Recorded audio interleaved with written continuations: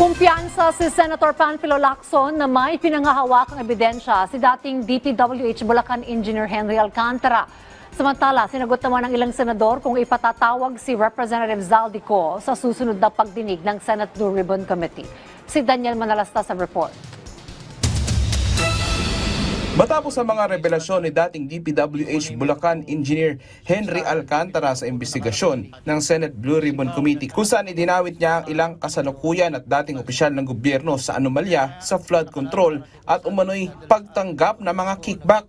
Kung tatanungin si Senate Blue Ribbon Committee Chairperson Panfilo Lacson, may pinanghahawakan daw si Alcantara.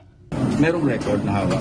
Hindi ito yung parang say-so na bahala na si Batman. Pero nilinaw ni Lacson na hindi niya alam kung anong eksaktong ebidensya ang hawak ni Alcantara. Pero sa Department of Justice niya raw ito ibinahagi. Wala nga kami kinalaman doon sa kanyang affidavit. I was just informed. I was just being updated over the weekend na merong such and such plan to appear and tell all. Isa sa nadiin ni Alcantara ay si Representative Zaldico. Malaking tanong ngayon, ipapatawag din ba ang kongresista sa susunod na hearing? Pero muling iginiit ni Lacson ang interparliamentary courtesy.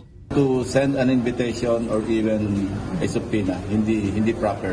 Regardless, kasi yan ang tradisyon eh. Pero to compel, to invite, and worse to issue a subpoena. Kung tatanungin naman si Senador Erwin Tulfo hinggil kay Ko, ang problema, wala siya rito. I mean, he's out of the country.